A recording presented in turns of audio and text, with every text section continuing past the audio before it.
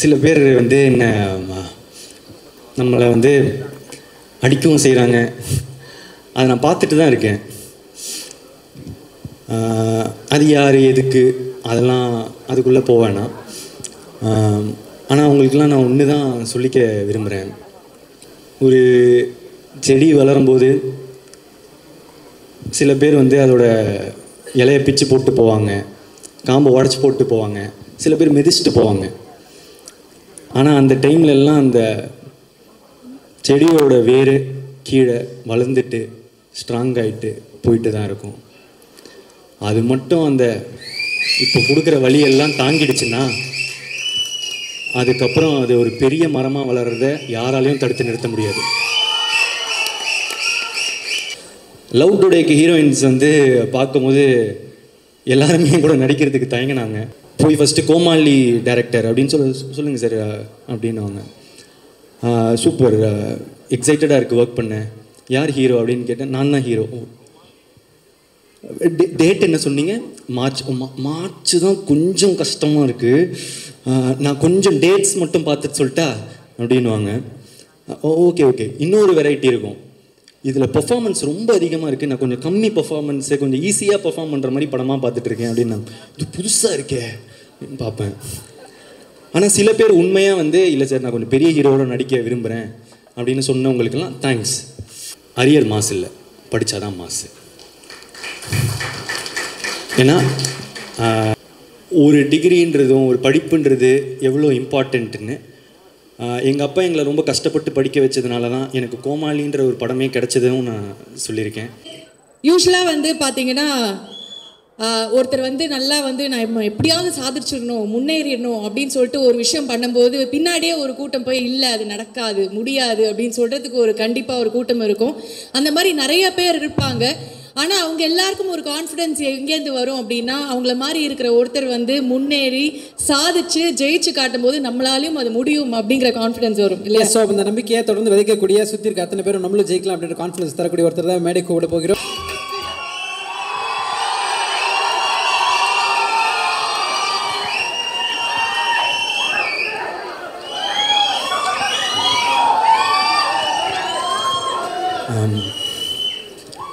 முதல்ல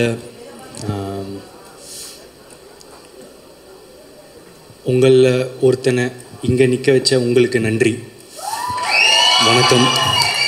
பிரசன்ட் மீடியாவுக்கு என்னோடய வணக்கம். முதல்ல எல்லாருக்கும் தேங்க்ஸ் சொல்லிடுறேன். இந்த படம் நடக்க காரணமாக இருந்த எல்லாருக்கும் தேங்க்ஸ் சொல்லிடுறேன்.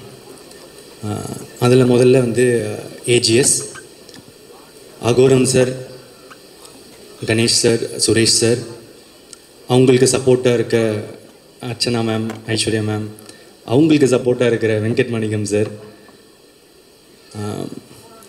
ஏஜிஎஸோட எனக்கு இருக்கிற ரிலேஷன்ஷிப் வந்து இப்போ ப்ரொஃபஷ்னல் தாண்டி ஒரு மாதிரி பர்சனல் ஆகிடுச்சு. ரொம்ப சில நேரத்தில் எமோஷ்னலாக ஃபீல் பண்ணுவேன். அது உங்களுக்கு தெரியும்னு நினைக்கிறேன், கன்வே ஆகும்னு நினைக்கிறேன். உங்களுக்கும் அதெல்லாம் ஏன்னு தெரியும். எனக்கு ஹீரோவாக ஃபஸ்ட்டு வாய்ப்பு கொடுத்தவங்க ஏஜிஎஸ் தான். அதை தாண்டி ஒரு ரொம்ப ஹம்பிளாக, ரொம்ப கிரவுண்டடாக, ரொம்ப நல்ல மனிதர்களாக இருப்பாங்க. ப்ரொஃபஷ்னலாக பார்த்தா Aghoram sir is a man of words.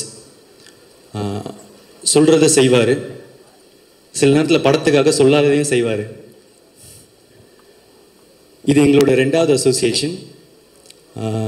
இன்னும் நிறைய வந்துகிட்டே இருக்கும்னு நினைக்கிறேன். என் மேலே வச்ச நம்பிக்கைக்கு நன்றி. அடுத்தது என் கூட நடித்தவங்க, அவங்க ஃபஸ்ட்டு விஜய், சித்து அண்ட் ஹர்ஷத். ஆமாம், ஒரு பல வருஷம் முன்னாடி ஃபன் பண்ணுறோன்னு ஒரு சீரீஸ் பார்த்துட்டு இருக்கும்போது அதில் வந்து மரத்து பக்கத்தில் சாஞ்சு என்னடா வாழ்க்கை இது டேஷ் மாதிரி அப்படின்னாரு.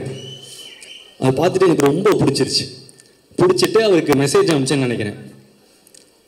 சூப்பராக இருக்குது, பயங்கரமாக பண்ணுறீங்க அப்படின்னு. அப்புறம் பல வருஷம் போச்சு.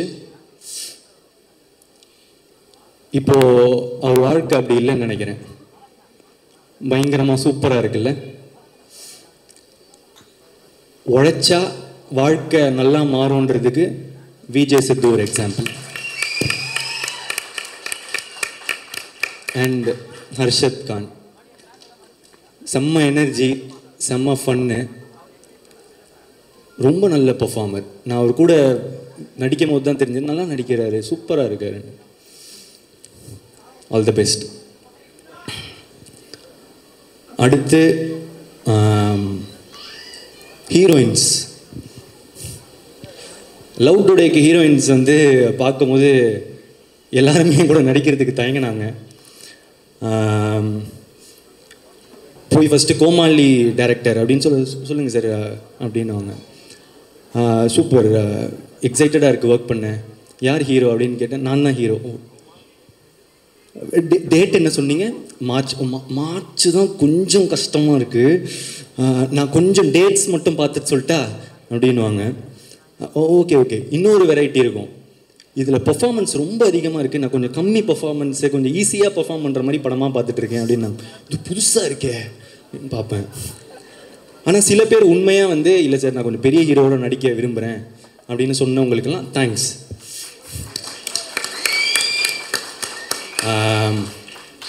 அப்படி இருந்த எனக்கு இந்த படத்தில் அனுப்பமா தான் ஹீரோயின்னு வந்து டைரக்டர் சொல்கிறாரு. ஒன் ஆஃப் த ஹீரோயின், கையோட கோச்சுக்காரிங்க ஃபஸ்ட்டு வர அனுப்பமா ஹீரோயின் அப்படின்னு வந்து சொல்கிறாங்க. நம்ம வந்து பிரேமம் ரிலீஸ் ஆகும்போது காலேஜ் நினச்சி பார்த்துருப்போமா அனுப்பமாவே நமக்கு ஹீரோயின்னு. ஸோ காலையில் அன்றைக்கி நாள் ஃபஸ்ட்டு செட்டில் நாள் அனுப்பமா வரான்னு சொன்னாங்க. ஆளுவா புழலிந்தீரத்துன்னு பாடிட்டு வைப்பில் இருந்தேன். ஆரோரம் இல்லா நேரத்து அப்படின்னு சொல்லிட்டு இருக்கும் போது அனுப்பமா வராங்க. பார்த்தா செம்ம க்யூட்டு, சூப்பராக நடித்தாங்க. நான் வந்து அப்படி பெர்ஃபார்மன்ஸ் அந்த மாதிரிலாம் நான் எக்ஸ்பெக்ட் பண்ணல. ஸோ தேங்க்யூ அனுப்பமா என்னோட நடித்ததுக்கு. அதுக்கடுத்து கயாடு. கயது வந்து is a new talent to Tamil cinema. ஆனால் இப்போவே கயடு ஃபேன்ஸ்லாம் என்னை போட்டு அடிக்கிறாங்க. ஏன்டா பக்கத்தில் போகிற, கயாடு பக்கத்தில் போவாதா அந்த மாதிரி சொல்லிட்டு அடிக்கிறாங்க. பசங்களெல்லாம் பிடிச்சிட்டாங்க கயாடு ஆல்ரெடி. ஸோ ஒரு படம் ரிலீஸ் ஆகிறதுக்கு முன்னாடியே வந்து ஃபேன்ஸ் வர்றது வந்து ரொம்ப கஷ்டம். கயடுக்கு அவ்வளோ பெரிய ஃபேன்ஸு, ப்ளஸ் அவங்களுக்கு வந்து நல்லா நடிக்கிறாங்க, ரொம்ப ஹார்ட் ஒர்க்கிங், லைன்ஸ்லாம் அவ்வளோ ப்ராக்டிஸ் பண்ணிட்டு வந்து டெடிக்கேட்டடாக ரொம்ப நல்லா இருந்துச்சு பார்க்க. அதை தாண்டி இப்போ ஒரு நல்ல ஃப்ரெண்டு. அகெயின் தேங்க்யூ கயடு என் கூட நடித்ததுக்கு. அடுத்து மிஷ்கின் சார். இல்லை மிஷ்கின் சார் வந்து எனக்கு ஒரு டெய்லி வந்து ஒரு கிஃப்ட் தருவார். டெய்லியும் ஏதாவது ஒரு கிஃப்ட் வரும். எனக்கு மட்டும் இல்லை, ஆக்சுவலாக எல்லாருக்குமே தருவார். என்னோடய மேக்கப் ஆர்டிஸ்ட்டுக்கு வந்து ஒரு பர்த்டே கையை பார்த்தாரு, கையில் எதுவுமே இல்லை, கொஞ்சம் மேலே பார்த்தாரு, வாட்ச் இருந்துச்சு, கைட்டி கொடுத்துட்டாரு. அவ்வளோ நல்ல மனுஷன். ஆக்சுவலாக அவர் பேசுகிறது ஒருத்தருக்கு ஒரு மாதிரி இருக்கும். நான்லாம் ரொம்ப என்ஜாய் பண்ணுவேன். ஸோ அவருக்கு நான் என்ன சொல்லிக்க விரும்புகிறேன்னா, சார் நீங்கள் இருக்கிறதுலே கொடுத்த பெஸ்ட்டு கிஃப்ட்டு நீங்கள் தான். எனக்கு இந்த படத்துக்கு நீங்கள் தான் பெஸ்ட் கிஃப்ட்டு. எனக்கு நீங்கள் கிடைச்சதும் ஒரு பெரிய கிஃப்ட்டு சார். படத்தை அப்படி எலிவேட் பண்ணியிருக்காரு. Thank you sir. அடுத்து ஜிவிஎம் சார். அவரை எப்படி எல்லாரும் மக்கள்லாம் பார்க்குறாங்களோ அதே மாதிரி தான் இருக்கார். கிளாஸு மாசு. நான் அவரோட பெர்ஃபார்மன்ஸ்லாம் பார்க்குறதுக்கு முன்னாடி அவர் பர்சனாலிட்டி தான் பார்த்துட்டு இருப்பேன். ஷூட்டில் எப்படி இருப்பார் அப்படின்னு சொல்லிட்டு உன்னிச்சு பார்த்துட்டு இருப்பேன்.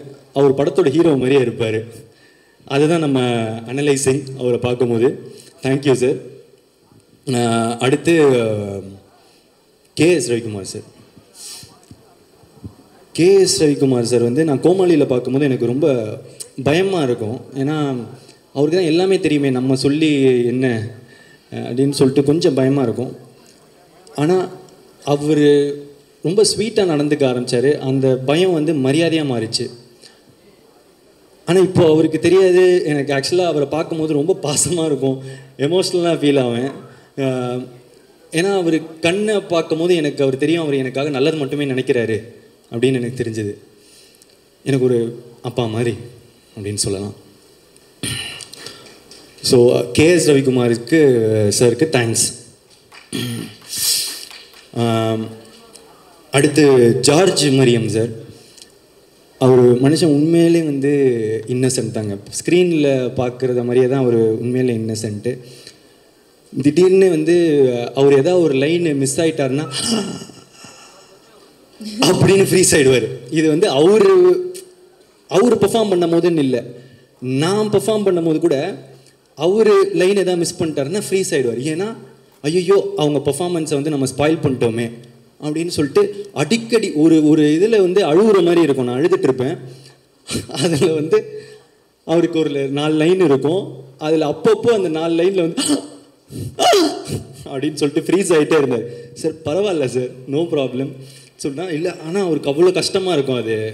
ஸோ உண்மையிலே ரொம்ப இன்னசென்ட். அவர் கூட ஒர்க் பண்ணது ரொம்ப நல்லா இருந்துச்சு. அதுக்கப்புறம் இந்துமணி மேம் என்னோடய அம்மாவை நடிச்சிருக்காங்க, ரொம்ப நேச்சுரலாக நடிச்சிருக்காங்க. தேங்க்யூ.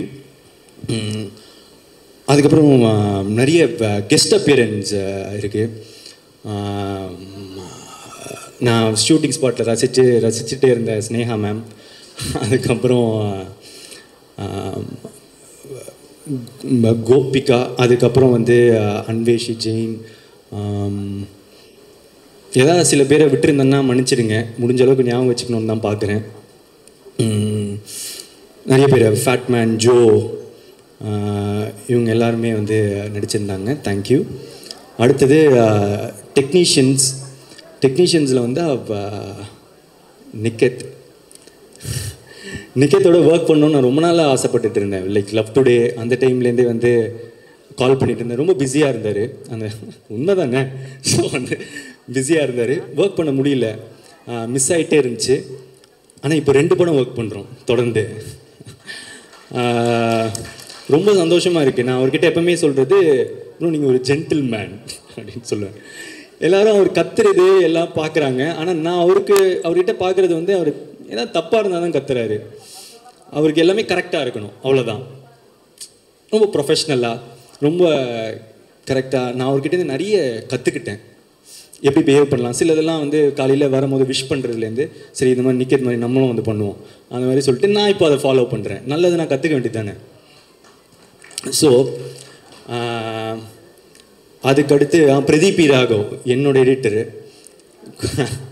கோமாளி, லவ் டுடே, இப்போ dragon 3 ட்ரெய்லரும் hat-trick அடிச்சிட்டிங்க. Extraordinary. Thank you so much. எல்லைக்கு அடுத்து அது வந்துடும். ஆமாம். அடுத்து டிஓபி எடிட்டர். ஆமாம், லியோன் ஜேம்ஸ். நான் வந்து இப்போது மியூசிக் ட்ரெய்லரோ இல்லை நான் பார்க்குற ஃபுட்டேஜோ அதெல்லாம் பார்க்கும்போது அவர் ஒரு மாதிரி நெக்ஸ்ட் லீக் போயிட்டாருன்னு எனக்கு தோணிடுச்சு. அந்த மியூசிக்கோட சவுண்டிங்லேருந்து இதுலேருந்து எல்லாமே பயங்கரமாக இருக்குது. எனக்கு வந்து ஆல்பம் வந்து இப்போது ரொம்ப ஃபேவரட் ஆல்பம். உங்களோட பழைய காம்பினேஷன் வித் அஸ்வத், அதுவே எனக்கு அது ரொம்ப பிடிச்சிருந்துச்சி. ஆக்சுவலாக உங்கள் கோட் 2 ஆல்பம்லேருந்து எனக்கு ரொம்ப பிடிக்கும். அந்த இடத்துலேருந்து ப்ளஸ் அதுக்கு முன்னாடி நடந்த திமிரு காட்டாதடி, அது என்னோட one of the favourite song. Vicky bro உங்களோட combination. Leon, thank you so much. I wish great for you. யா.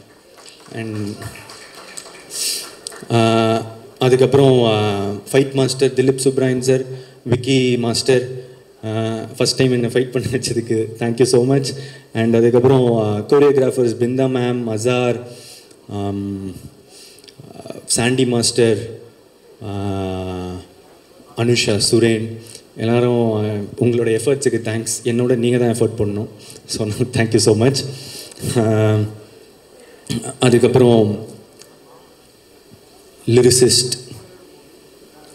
இங்கே பாருங்கள், என்ன பாருங்கள், விக்கி ப்ரோ. ஸோ விக்னேஷ் சிவன் சார்கிட்ட ப்ரோ அப்படியே சொல்லிடலாம்ல. விக்னேஷ் சிவன் ப்ரோ கிட்ட நான் வந்து ஒன்று தான் அடிக்கடி சொல்லுவேன், ப்ரோ தமிழ் சினிமாவில் நீங்கள் one of the best lyricist அப்படின்னு வந்து அடிக்கடி நான் வந்து சொல்லுவேன். அவர் ஒருவேளை நான் அவர்கிட்ட பர்சனலாக சொல்கிறதுனால நான் சும்மா கூட சொல்கிறேன்னு நினச்சிக்கலாம். அதனால தான் இதை மேடையில் சொல்லணும்னு விரும்பினேன். எனக்கு அவரோட பாடல்கள் ரொம்ப பிடிக்கும். அண்ட் முக்கியமாக எனக்கு இப்போ கொடுத்த ரைஸ் ஆஃப் த டிராகன், அந்த பாட்டை எழுதணுன்னா நீங்கள் உங்களுக்கு என் மேலே பாசம் இருந்தாலும் இல்லை என்னை ரசித்தா மட்டும்தான் எழுத முடியும். Thank you so much. யாருன்னு இப்போது தெரியாது, பேரை ஊரு கத்தம் ஒரு நாள் அப்படின்னு நீங்கள் எனக்கு வந்து எழுதுனது thank you. And all the elevation BGM Leon கொடுத்ததுக்கு thank you so much. And Vicky bro பற்றி டைரக்டராகவும் சரி, ஃப்ரெண்டாகவும் சரி, இன்னும் நிறைய பேசணும். அதுக்கு வந்து வேற ஒரு மேடை சீக்கிரமாக ஒன்று வரும். ஸோ அங்கே மீதி. அடுத்து கோசேஷா. யா, அதில் எனக்கு ரொம்ப நீங்கள் எழுதின இதுலேயே ரொம்ப ஃபேவரட்டான லைன் வந்து, ஒன்றை ரசித்த எனக்கு இது வேணும், ஒன்று நேசித்த எனக்கு இது வேணும், உன்னை நம்பி நான் கிடந்தேனே எனக்கு இன்னும் வேணுண்டி. எப்பேற்பட்ட வரிகள். ஸோ நம்மளோட ஃபேவரட் லைன் அது. Thank you so much again. அதுக்கப்புறம் அப்பெல்லோ, ரொம்ப புது talent. Thank you again. Lyricist, singers, அப்பா அனிருத் சார் இவ்வளோ உங்கள் பிஸி ஷெட்யூலில் எங்களுக்கு அந்த பாட்டை ரொம்ப ஸ்வீட்டாக பாடி கொடுத்தது. It means a lot. Thank you so much. And Sid Sriram sir, எனக்கு வந்து என்னை விட்டு உயிர் போனாலும் கொடுத்தீங்க. டைரக்டருக்கு வந்து கதைப்போமா கொடுத்தீங்க. இப்போ எங்களுக்கு வந்து வழித்துணையை கொடுத்துருக்கீங்க. தேங்க்யூ. அதே பாட்டில் சஞ்சனா பாடியிருக்காங்க, ரொம்ப நல்லா பாடியிருக்காங்க. தேங்க்யூ. அப்புறம் இந்த ஒரு பாட்டு இன்னும் ரிலீஸ் ஆகலை. டைரக்டர் வந்து என்கிட்ட வந்து ஒரு டிவைனான வாய்ஸ் இருந்தால் நல்லாயிருக்கும் அப்படின்னு சொன்னார். யுவன் சார் விட்டா வேறு யாருங்க. ஸோ வந்து யுவன் சார் எங்களுக்காக ஒரு பாட்டு பாடியிருக்காரு. தேங்க்யூ. அதுக்கப்புறம் வேறு என்ன பாட்டு?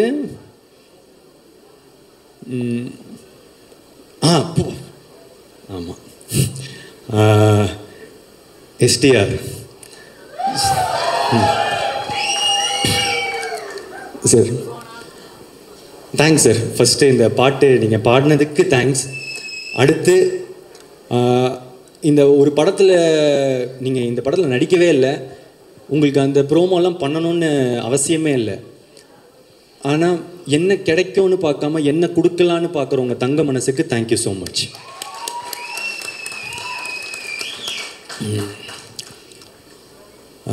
எப்போவுமே எனக்கு ஒரு சப்போர்ட்டாக இருந்திருக்காரு. எனக்கு யூஸ்வலாக நிறைய பேர் கால் பண்ணி விஷ் பண்ணுறது தொடர்ந்து அதெல்லாம் இல்லை. எனக்காக எப்போவுமே சப்போர்ட் பண்ணி எனக்காக விஷ் பண்ணிகிட்டு இருக்காரு. Thank you sir.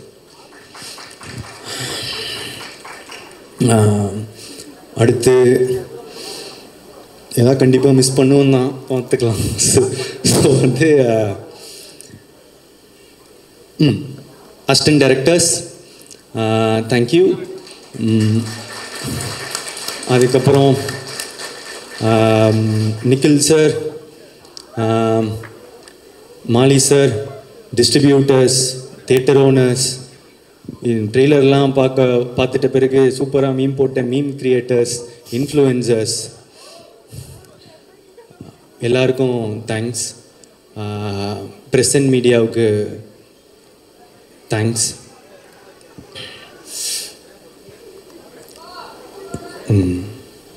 கடைசியா டைரக்டர் அஸ்வத் மாரிமுத்து.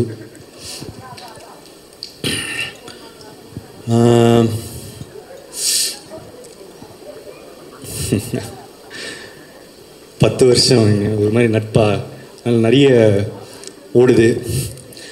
என்னென்னா சரி ஃப்ரெண்டு கூட படம் பண்ணுறோம் அப்படின்றது தான் ஃபஸ்ட்டு மைண்ட் செட்டாக இருந்துச்சு. ஆனால் எனக்கு ஒரு ஃப்ரெண்டாக தெரியும், ஒரு ரைட்டராக தெரியும், ஆனால் டைரக்டராக தெரியாது எப்படி ஒர்க் பண்ணுவாருலாம்.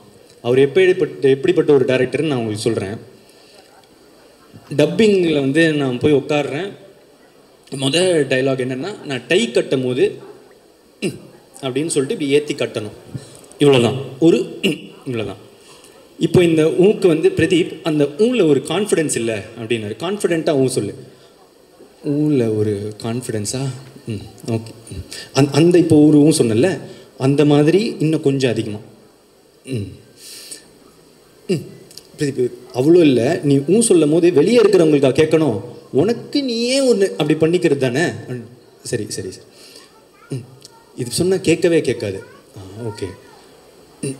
பிரதீப் இப்போ என்ன பண்ணுற, மூச்சு விட்டுட்டே அந்த சொல்லு. ப்ளோ வருதுடா. ஓகே. கிராக் ஆயிடுச்சு. பேஸாக சொல்லு. ஓகே. ரொம்ப கான்ஃபிடெண்ட்டாக சொல்லணும், பேஸோட சொல்லணும், கிராக் ஆகக்கூடாது, மூச்சு வரக்கூடாது, மூச்சு விடணும், சத்தமாகவும் இருக்கக்கூடாது, சத்தம் இல்லாமல் இருக்க முடியாது, ஒரு மாதிரி கேட்குற மாதிரி இருக்கணும். இல்லை இல்லை இல்லை அப்படின்னு போய்கிட்டே இருந்துச்சு. ஓய்யோ செத்தேன்டா இன்னைக்கு அப்படின்ற மாதிரி தான். அவ்வளோதான் முடிஞ்சு இந்த டப்பிங்கு அப்படின்னு மனசில் நினச்சிக்கிட்டேன். இப்போ என்னென்னா, சார் ப்ரோ என்ன பண்ணுங்க, அந்த வீடியோவை கட் பண்ணுறேங்க, நான் பாட்டுக்கு தரேன், நீங்கள் எந்த கரெக்டாக இருக்குன்னு நீங்கள் வச்சுக்கோங்க அப்படின்னு சொல்லிட்டு சொல்லிட்டு நான் பாட்டுக்கு கொடுக்க ஆரம்பிச்சிட்டேன். இதில் அப்பவும் சாட்டிஸ்ஃபேக்ஷன் இல்லை, என்ன பண்ணுறது தெரியல. அதுக்கப்புறம் ப்ரோ நீங்கள் ஒரு தப்பாக எடுத்துக்கலாம், ஒன்று செய்யலாமா, உங்களோட வாய்ஸ் யாருக்கும் தெரியாது, நீங்கள் வந்து அந்த மட்டும் கொடுத்துட்டிங்கன்னா ஆடியன்ஸுக்கு தெரியாது, விட்டுடலாம். என்ன அது எப்படிரா, இவ்வளோ ஊழியே நான் இவ்வளோ பர்ஃபெக்ஷன் பார்க்குறேன், என் வாய்ஸ் வந்தால் தப்பாக இருக்காது அப்படின்னாரு. அப்புறம் நான் பல 100 ஒரு அரை மணி நேரம் 1 மணி நேரம் போச்சு ஊழே. ஒரு இப்போ கூட சாட்டிஸ்ஃபேக்ஷன் இல்லை, ஏதோ கிடைச்சது வந்துருச்சுன்னு சொல்லி விட்டார். ஸோ அப்படி பார்த்த ஒருத்தருக்கு சரி இப்படி பண்ணுறாரு அப்படின்னு யோசிக்கும் போது, சரி நான் ஏன் பண்ணேன் அப்படின்னு கேட்டால், ஏன்னா நம்பினேன் நல்லதாக தான் பண்ணுவார், எனக்கு ஃப்ரெண்ட் இல்லை. ஏன்னா ஒரு ஃப்ரெண்டு சில நேரத்தில் வந்து அன்பாக சொல்லுவான், சில நேரத்தில் அடித்து சொல்லுவான், ஆனால் நமக்காக நல்லது மட்டும்தான் சொல்லுவான். அது வந்து நான் எனக்காக எப்போவுமே நல்லது மட்டும் நினைக்கிற அஸ்வத், எனக்கு அஸ்வத் ப்ரோ. நான் எப்போவுமே ஒரு ப்ரோன்னு கூட சொல்கிறார் என்ன. ஏன்னா அண்ணன்னு கூப்பிட்டா கொஞ்சம் வயசு அதிகமாக இருக்கும்டா, அந்த மாதிரிலாம் பொண்ணுங்க முன்னாடி கூப்பிடாத அப்படின்றாரு. சரி அதனால் ப்ரோன்னு சொல்கிறாரு. ஆனால் எனக்கு வந்து உண்மையிலே என் மனசுலேருந்து நான் என்றைக்குமே ஒரு அண்ணாவை தான் பார்க்குறேன். தேங்க்ஸ்ண்ணா.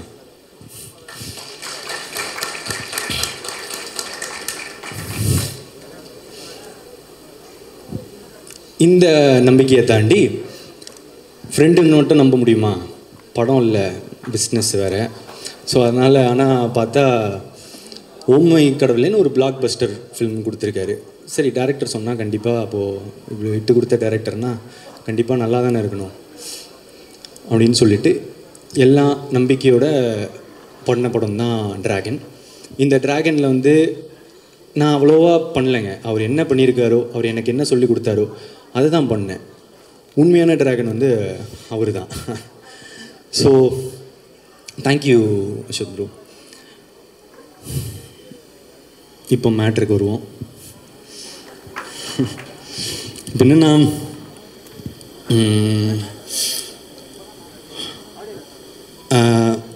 இந்த ட்ரெய்லர் பார்த்துருப்பீங்க. டிராகன் என்ன சொல்கிறான், அரியர்லாம் கொரியர் மாதிரி அது பாட்டு வந்துக்கினே இருக்கும், நம்ம சைனை போட்டு அமுச்சிக்கினே இருக்கணும் அப்படின்ற மீட்டர் தான் இந்த படமாக உங்களுக்குலாம் தெரிய வரும். ஆனால் பிரதீப் என்ன சொல்கிறான், அரியர் மாசு இல்லை, படித்தாதான் மாசு. ஏன்னா நான் இதுக்கு முன்னாடியே வந்து சொல்லியிருக்கேன் ஒரு மேடையில், ஒரு டிகிரின்றதும் ஒரு படிப்புன்றது எவ்வளோ இம்பார்ட்டண்ட்டுன்னு. எங்கள் அப்பா எங்களை ரொம்ப கஷ்டப்பட்டு படிக்க வச்சதுனால தான் எனக்கு கோமாளின்ற ஒரு படமே கிடச்சதும் நான் சொல்லியிருக்கேன்.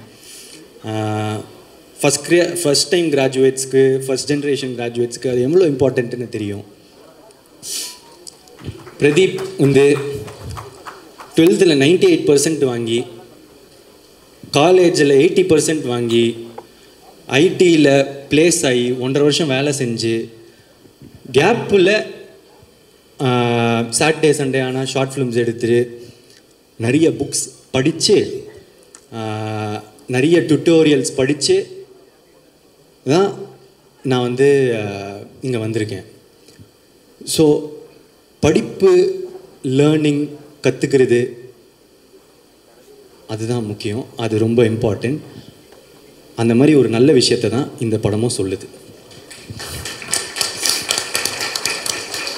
அப்புறம் இன்னொரு விஷயம், நல்ல விஷயம் சொல்லுது அம்மா அப்பா பற்றி. நான் ஏற்கனவே சொன்னது தான், என்னென்னா சில பேர் முன்னாடி பார்த்து சிரிப்பாங்க, பின்னாடி போய் மறைப்பாங்க. ஆனால் முன்னாடி பின்னாடி எல்லா சைட்லேயும் நமக்காக சிரிக்கிறவங்க, நல்லதே நினைக்கிறவங்க நம்ம அம்மா அப்பா மட்டும்தான். அதுதான் இந்த டிராகனும் திரும்ப சொல்லுது. லாஸ்ட்டாக இந்த நேரத்தில்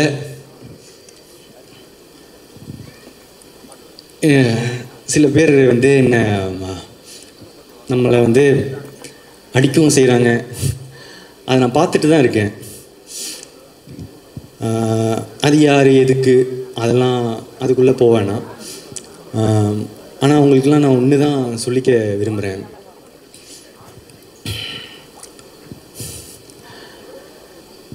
ஒரு செடி வளரும்போது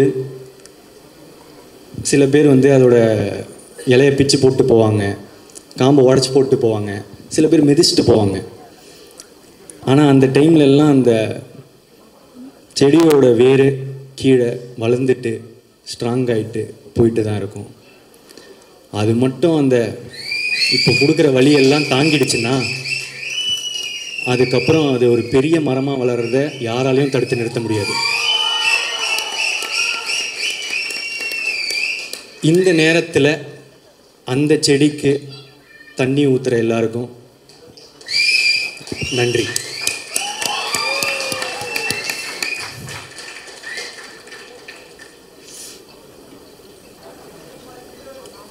நல்லதே நடக்கும். தேங்க்யூ. இல்லை கொஸ்டின் இல்லை, நீங்கள் காலேஜ் பற்றி நிறைய விஷயங்கள் சொன்னீங்க இல்லையா? ஸோ உங்களுக்காக ஒரு ஸ்பெஷல் விஷயம் இங்கே நடக்க போகுது. நீங்கள் எப்பவுமே ஆன் ஸ்க்ரீன்லையும் சரி, பேசும்போது சரி, பயங்கரமாக சர்ப்ரைஸ் பண்ணுறீங்க. உங்களுக்கு ஒரு சின்ன சர்ப்ரைஸ் உங்களை ஒருத்தங்க பார்க்க வந்திருக்காங்க, பார்த்துலாமா?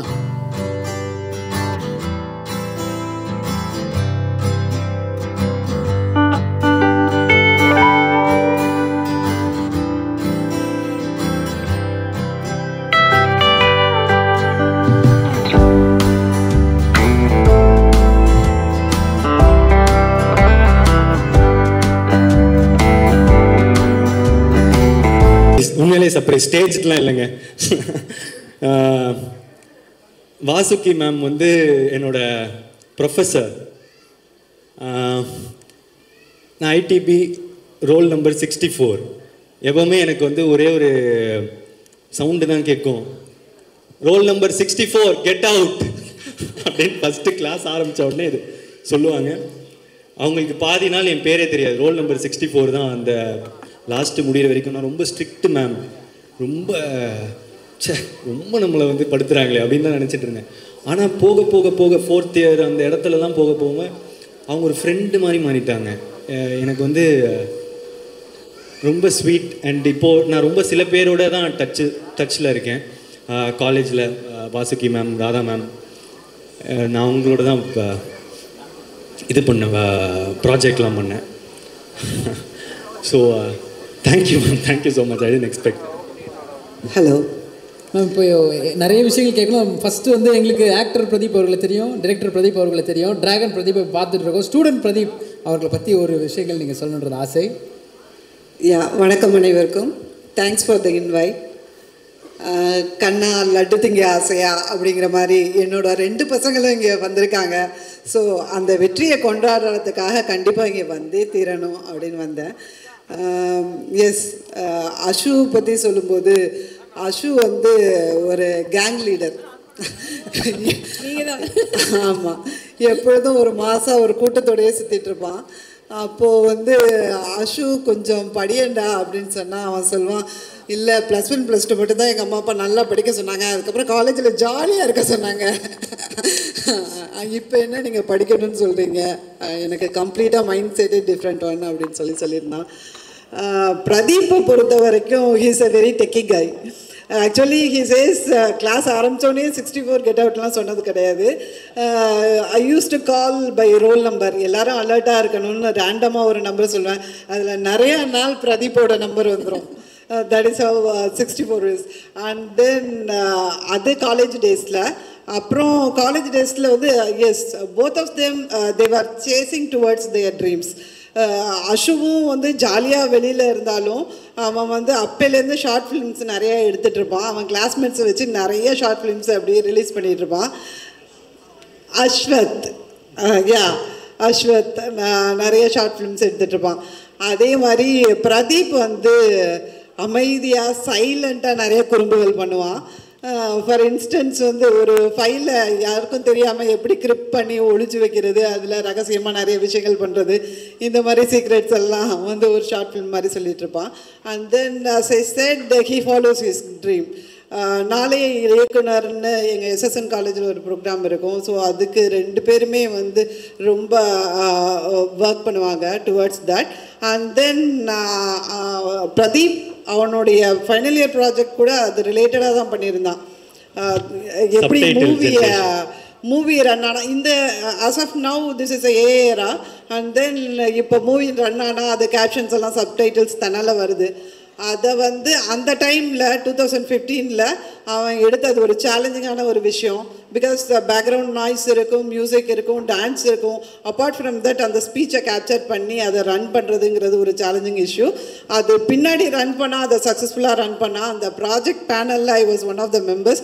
By the time we use to become very close.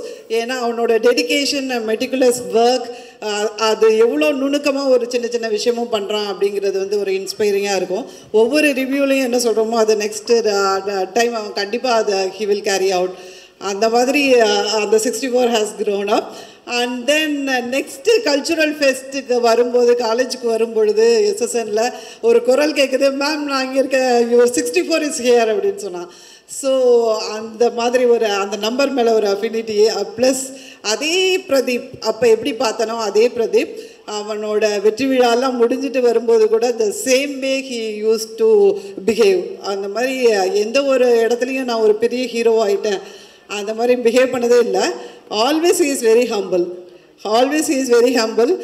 நம்ம நெக்ஸ்ட் டோர் பையன், நம்ம பையன் சக்ஸஸ்ஃபுல்லாக இவ்வளோ தூரம் வந்தது. I am so happy about it. So happy for you Aswath as well as Pradeep. Wish you all the best. மென்மேலும் சிறக்க செழிக்க உன் புகழ் ஓங்க. Always I wish the success for you. Yeah, I'm here. And moreover, இன்னும் ஒன்று சொல்லிக்கணும். Samyuktha called me. I have some deadline. ஆனால் வந்து இதே மாதிரி அவன் வெற்றி கழிப்பில் இருக்கும் பொழுது, that is லவ் டுடேக்கு அப்புறம் எல்லாரும் அவனை ஆல்மோஸ்ட் அப்ரிஷியேட் பண்ணிட்டாங்க. he was out of the country for a while. And then so because of that அவன் ஃபோன் நிறைய பேருக்கு ரீச் ஆகலை, ஹெச்ஆருக்கெல்லாம். They wanted to have in our college to celebrate for a function, conclave 23 I guess. So அதுக்கு அவங்க வந்து HR வந்து என்கிட்ட கூப்பிட்டு நீங்கள் பிரதீப்பை ரீச் பண்ணி சொல்லுங்கள். உடனே பிரதீப் கால் பண்ணப்போ போகல, because he is out of country. And then message பண்ணோன்னே இம்மீடியட்டாக whenever it was possible he called up. அப்போ சொன்னேன், பிரதீப் நீ நீ வா அப்படின்னு. only for that word he came all along the way. Thank you so much. உன்னுடைய அந்த ஹம்பிள்னஸ்க்கு இன்னும் நிறைய சிறப்பாக வாழ்க்கையில் வெற்றி பெறுவேன். Wish you all the best. Happy for you. Thank you ma'am, thank you so much. அதாவது ஒரு டீச்சருக்கு வந்து ஒரு பெரிய விஷயமே வந்து அவங்களோட ஸ்டூடெண்ட் வளர்ந்து நின்று ஒரு இடத்துல ஜெயிச்சு இவ்வளோ பெரிய இடத்துல இருக்குன்னா, 2 ஸ்டூடெண்ட்ஸ் இருக்காங்க அவங்களுக்கு, 2 பேருமே ரொம்ப சூப்பரான ஒரு பொசிஷனில் இருக்காங்க, இன்னும் மென்மேலும் வளர போகிறாங்க. I am very happy that you are here. Thank you so much for coming. Thank you so much. ஆமாம், அந்த ஹாய் சொன்னால் போதும், அந்த ஹாய் சொன்னாலே ஒரு போதை வர மாதிரி அப்படி ஜஸ்ட் லைக் தட் அவங்களோட கடின உழைப்பால் மூவ் பண்ணிடுவாங்க. Almost he becomes a fan in each and every youngsters. Okay, so காலேஜில் he has been celebrated a lot. And shooting வரும்போது பகலில் வந்து அதை மேனேஜ் பண்ண முடியலன்னு நைட்டோட நைட்டாக வந்து ஷூட் பண்ணாங்க நிறைய விஷயங்கள். Yes, wish you all the best. Thank you. Thank you so much.